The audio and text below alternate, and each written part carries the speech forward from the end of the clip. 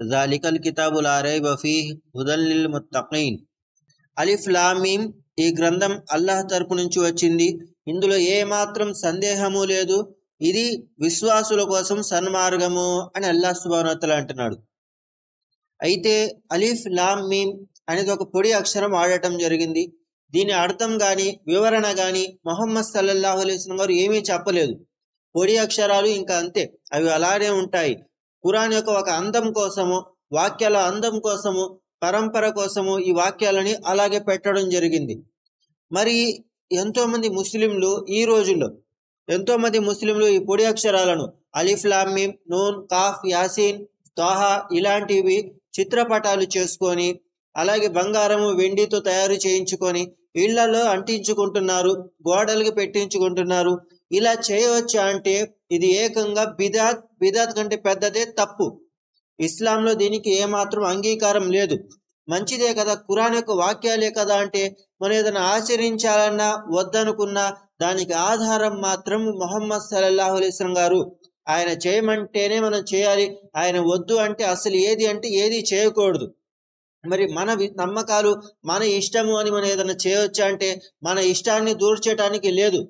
లా ఇక్రాహ ఫిద్దీన్, ధర్మం విషయంలో బలవంతం లేదు. మీకు ధర్మం ఇష్టం లేనప్పుడు ఏదైనా చేసుకోండి, ఎవరు మిమ్మల్ని ప్రశ్నించారు.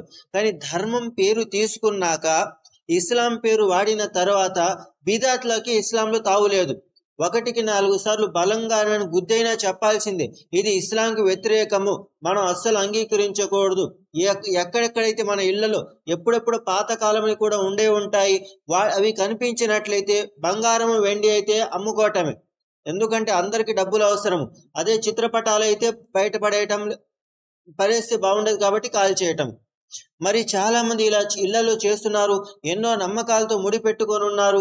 మరి ఇంతమంది ఉన్నారు కదా అంటే చదువు లేని వాళ్ళు ఎంతమంది ఉంటే ఏంటి?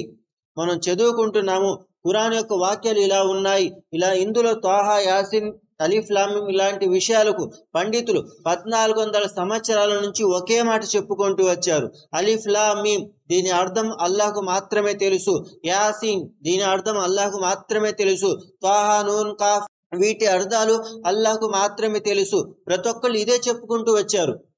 వాళ్ళు తమ అభిప్రాయం మేరకు ఇది అయి ఉండొచ్చేమని నేను అనుకుంటున్నానని చెప్పారే తప్పించి దీని అర్థం ఇది అని ఎవరూ చెప్పలేదు. దీని పూర్తి అర్థము అల్లాహ్కు మాత్రమే తెలుసు అని చెప్పుకుంటూ వచ్చారు. మరి ఈ వాక్యాలను, ఈ పొడి అక్షరాలను వాళ్ళు ఏదైనా తయారు చేయించి ఇలా పెట్టుకున్నారంటే ఎవరు పెట్టుకోలేదు. ఈరోజు మనం పెట్టుకుంటే తప్పేంటి అంటే పూర్తిగా తప్పే. ఇస్లాంలో లేదు కాబట్టి, సహాబాల దగ్గర నుంచి రాలేదు కాబట్టి పూర్తిగా తప్పే. ముహమ్మద్ సల్లల్లాహు అలైహి వసల్లం గారు అన్నారు, నా తర్వాత ఫిత్నాలు, ఒకటి పోయిందంటే ఇంకొక ఫిత్నా వస్తూ ఉంటుంది. అరాచకాలు, ఒకటి పోయిందంటే ఇంకొక అరాచకం వస్తూ ఉంటుంది. అప్పుడు ఏం చేయాలి ప్రవక్త అని సహాబాలు అడుగుతారు. నేను దేనిపైతే ఉన్నానో, నా సహచరులు దేనిపైతే ఉన్నారో, మాన్ అలైహి అస్హాబి, నేను మరియు నా సహాబాలు దేనిపైతే ఉన్నామో దానిపై స్థిరంగా ఉండండి అని ముహమ్మద్ సల్లల్లాహు అలైహి వసల్లం గారు అన్నారు. ప్రవక్త గారు ఈ పొడి అక్షరాలకు ఎలాంటి విలువ చూపించలేదు. ఎవరైతే చదువుతారో, చదవటం వేరు, మళ్ళీ చదివితే గనక ఒక్క అక్షరానికి 10 పుణ్యాలు అని అన్నారు. కాబట్టి చదివితే పుణ్యం ఉంటుంది. మరి ఈ పదాలను ప్రతిరోజు పొద్దున్నే అలా చూసుకుంటూ ఉండొచ్చా అంటే ఇలా ప్రతిరోజు పొద్దున్నే కావాలని ఇవే పదాలు అంటే గనక మళ్ళీ బిదాత్ కిందకు వచ్చేసిద్ది. ఖురాన్ చదువుతున్నారు, ఏదో ఒక వాక్యం మొదలు పెట్టారు, అది మీ ఇష్టం. కానీ ఈ పొడి అక్షరాలే మొదలు పెడుతున్నారు అంటే గనక అది తప్పకుండా దాని వెనకాల ఏదో మీ మూఢనమ్మకం ఉంది, అందుకోసమే మీరు మొదలు పెడుతున్నారు. వెనకాల ఏదో నమ్మకాలు దూర్చారు కాబట్టి మీరు ఈ పొడి అక్షరాలతోనే పొద్దున చేస్తున్నారు. కాబట్టి ఇది ఇస్లాంకు వ్యతిరేకము అని చెప్పాల్సి వస్తుంది. అలాగే 786 దాదాపుగా భారతదేశంలో ఉన్న సగానికి పైగా ముస్లింలు దీనికి ఎంతో విలువ ఇస్తారు. ఎంతవరకు అంటే 786 ₹10 నోటు మీద కనిపిస్తే ₹1,00,000 ఇచ్చైనా కొనుక్కుంటారు. అంతగా వాళ్ళ అభిమానం ఉంది. మరి దానికైనా ఇస్లాంలో ఏదైనా విలువ ఉందా? ముహమ్మద్ సల్లల్లాహు అలైహి వసల్లం గారు ఏదైనా చెప్పారా? సహాబాలు ఏదైనా చెప్పారా అంటే ఏ ముక్క చెప్పలేదు. ఎప్పుడు నుంచి వచ్చింది అనే దానికి కూడా ఆధారం కూడా లేదు. మరి దీన్ని మనం ఏమని చెప్పాలి అంటే ఇస్లాంకి వ్యతిరేకమని చెప్పుకోవటమే. ఎందుకు? ముహమ్మద్ సల్లల్లాహు అలైహి వసల్లం గారు చెప్పలేదు, సహాబాలు చేయలేదు. అయితే కొన్ని విషయాలు మనకు తెలియదు. ఏం తెలియదు అంటే సంఖ్యాశాస్త్రము. వాళ్ళు రాసుకునేటప్పుడు ఈ మాటలకి ఇన్ని అక్షరాలు వస్తున్నాయి, ఈ మాటలకి ఇన్ని అక్షరాలు వస్తున్నాయి, కోడ్ లాంగ్వేజ్ అంటారు. వాళ్ళు వాళ్ళ మాటలు వాళ్ళ ఉత్తరాలు రాసుకోవటం కోసము కొన్ని కోడ్ లాంగ్వేజ్లు పెట్టుకునేవాళ్ళు. ఈ సంఖ్య రాస్తే ఈ అర్థము, ఈ సంఖ్య రాస్తే ఈ అర్థము వాళ్ళు రాసుకున్నారు. అది వాళ్ళ ఇష్టము. అందులో 786 అన్నప్పుడు బిస్మిల్లాహి రహ్మాని రహీం వచ్చిందేమో, అప్పుడు ఎప్పుడో వచ్చిందేమో, కానీ దానికి కూడా ఇస్లాంకి ఏ సంబంధము లేదు. అలాగే కొంతమంది బిస్మిల్లాహి రహ్మాని రహీం అని అల్లా పేరు రాస్తే అది కొంతమంది పట్టుకుంటారు, ఇంకొంతమంది కింద పడేస్తారు, తొక్కుతారేమో అని భయంతో 786 రాస్తున్నాము అని చెబుతారు. ఇలానే అయినా కానీ చెప్పుకోవచ్చా అంటే ఇలా కూడా చెప్పడానికి లేదు. బిస్మిల్లా అల్లా పేరే రాయాలి, దానికి మార్చి 786 అని రాయటానికి అస్సలు లేదు. మరి వాళ్ళు ఎవరైనా తొక్కుతారేమన్న అనుమానం వస్తే తొక్కే విధంగా, దాన్ని తుడిచే విధంగా మనం ఏమీ పెట్టకూడదు. చిత్తు కాగితాల మీద బిస్మిల్లా రాసుకుంటూ కూర్చోకూడదు. బిస్మిల్లా ఎక్కడ పడితే అక్కడ రాయరు, పుస్తకంలో రాసుకుంటారు, లేదా ఏదైనా ఉత్తరంలో రాస్తారు, లేదా పెళ్లి కార్డుల మీద రాస్తారు.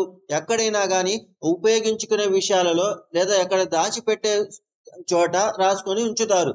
అలా కాకుండా చిత్తు కాగితాల మీద రాసుకుంటూ అక్కడక్కడ పడేసుకుంటూ వెళ్తున్నాము అంటే ఇది ఘోరమైనటువంటి పాపము. మరి మొహమ్మద్ సల్లల్లాహు అలైహి వసల్లం గారు దేశాల పెద్దవాళ్ళకి కొన్ని ఉత్తరాలు రాశారు, ఇస్లాం గురించి తెలియచేశారు, ఇస్లాం గురించి అందులో కొన్ని మాటలు చెప్పి పంపించారు. అయితే అన్నిటికంటే ముందు రాసిన మాట బిస్మిల్లాహి రహ్మాని రహీం. ప్రవక్త గారు బిస్మిల్లా అన్న పదాన్ని సహాబాల చేత రాపించారు. వాళ్ళు తీసుకెళ్లిన చోట వాళ్ళు ఏం చేస్తారో తెలీదు. కొంతమంది ఉత్తరం తీసుకుంటారు, చదువుతారు, ఇంకొంతమంది చించేసి బౌద్ధలు పడేస్తారు. ఒక వ్యక్తి అయితే అలా చేశాడు కూడా. ఏంటి, మొహమ్మద్ సల్లల్లాహు అలైహి వసల్లం గారి ఉత్తరాన్ని, ఇస్లాంకు సందేశం తీసుకొచ్చిన ఉత్తరాన్ని ఆ వ్యక్తి తీసుకొని, ఆ రాజు తీసుకొని దాన్ని చించి ముక్కలు ముక్కలు చేసేసాడు. మొహమ్మద్ సల్లల్లాహు అలైహి వసల్లం గారు అన్నారు, ఓ అల్లా, ఎవరైతే నీ సందేశహరుడి ఉత్తరాన్ని చించేశాడో అతని సామ్రాజ్యాన్ని కూడా అలాగే చించేయని బద్దువా ఇచ్చారు. అంటే ఉత్తరంలో బిస్మిల్లాహి రహ్మాని రహీం అన్న పదము మొహమ్మద్ సల్లల్లాహు అలైహి వసల్లం రాపించారు. అతను చించుతాడేమో అన్న అనుమానం వచ్చి ఉండొచ్చు, రాకపోయి ఉండొచ్చు. కానీ ఇలా రాస్తే బాగుండదు కదా, ఉత్తరాలు కదా, తొక్కుతారేమో అన్న ఆలోచన రాదా అంటే తప్పకుండా వచ్చింది. అయినా కూడా అల్లా యొక్క గౌరవము అల్లా అన్న పేరులోనే ఉంది, అల్లా యొక్క బరకత్ అల్లా అన్న పేరులోనే ఉంది. అలా కాకుండా 786 ఇలా ఏదైనా రాసుకుంటూ పోతున్నాము, అలిఫ్ లామ్ మీమ్ తాహా యాసిన్ ఇలా రాసుకుంటూ పోతున్నామంటే స్వచ్ఛమైనటువంటి బిదాతు. ఇస్లాంకి దీనికి ఎలాంటి సంబంధం లేనే లేదు. ఎవరైతే ఇలా చేస్తున్నారో రేపటి రోజు ప్రశ్నించబడతారు.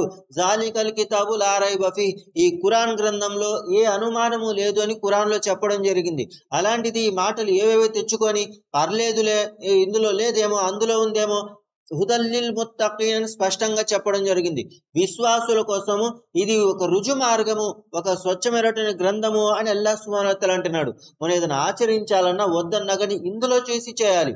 అలా కాకుండా మనం ఏదో అనేసుకున్నాము, ఇలా రాసుకున్నాము, 786 జోబులో పెట్టుకున్నాము, వెళ్ళేటప్పుడు ఏదైనా మంచి జరిగింది, అల్హమ్దులిల్లాహ్ నేను పెట్టుకున్నాను కాబట్టి మంచి జరిగింది అనుకుంటారు.